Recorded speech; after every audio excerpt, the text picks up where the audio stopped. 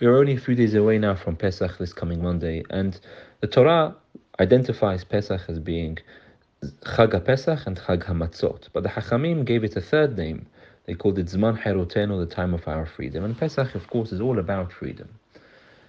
And really, when we think about it this year, it's extremely difficult to be able to celebrate Pesach as we normally do. And there's a somber mood collectively amongst the Jewish people in across the globe. How are we able to celebrate Chag of freedom, Zman Herotenu, when the war in Israel continues, when the hostages, still over 130, are still in captivity? How are we able to celebrate Zman Herotenu? And the truth is, when we think about the Haggadah isn't just about the victory, isn't just about the good. An essential part of the Haggadah is Matchil Bignut. We have to also mention the past, the difficult times which we went through. And indeed, throughout the Haggadah, we mentioned the difficult times which we went through. And Pesach, although we experienced liberation and we were given the right to freedom 3,335 or 6 years ago, that doesn't mean we always have that right. It doesn't mean we always have the ability to do so. Pesach has given us the right to freedom, but we have to work on it.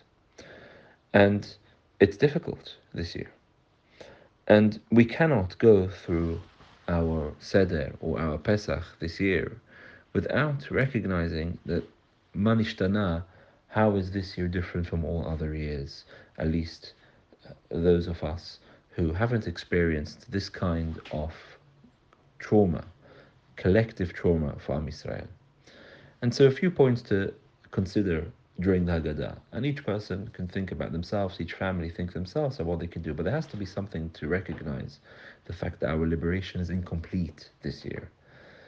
Firstly, the Lubavitcher Rebbe, Zichrono Livracha, used to talk about the four sons. And a beautiful idea of his was that we talk about the four sons, but actually nowadays there's the fifth son. There's the fifth son doesn't even come. And the four sons, at the very least, the Hacham, the Rasha, the Tam, and Yodi Alishol, they come. Yeah, one is wise, one is good, one is bad, one is a simpleton, one isn't so good.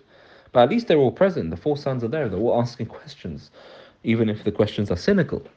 But then nowadays, he said, there's the fifth son who doesn't even bother to come. At least the Rasha turns up at the table. And so this year, when we talk about the four sons, we think about the fifth son who is unable to come, not because he doesn't want to come, but because he's unable to come. Whether it's the fifth son, those in captivity, whether it's the fifth son, those fighting for the protection of our brothers and sisters, that's something poignant for us to consider on Seder night. Secondly, when we break the matzot at Yahatz, and breaking the matzah, yeah, we're putting aside one part for later, and it's meant to be lechem oni, bread of poverty, but also to symbolize the brokenness of our hearts, the brokenness of our nation at the moment as we go through this difficult trauma. When we dip into the karpas, into the salt water, into the lemon water, whatever each person's minhag is, and that reminds us of the bitter tears. How can we not think of all the tears that have been shed these past few months? Of the mothers and fathers, the grandparents, the children, of all of those who have been brutally murdered, all the soldiers who we've lost, and all those who are still in captivity who we are crying for. Those tears, Pesach never before has been so alive as it's going to be this year. When we think about the tears of our ancestors in Egypt, we think about the tears of our brothers and sisters in Gaza and in Israel. And these are just some examples, but really, we should be thinking of different ways how we can bring alive what's happening in Israel to our children, to our families. And yes, we are celebrating freedom, but we are celebrating the right to freedom. We don't necessarily have freedom this year. And in truth, every year when we celebrate Pesach, we don't have complete freedom. Nationally, we don't have, uh, uh, we're still in galut, we're still in exile. And personally as well, we all have things where we're not completely free.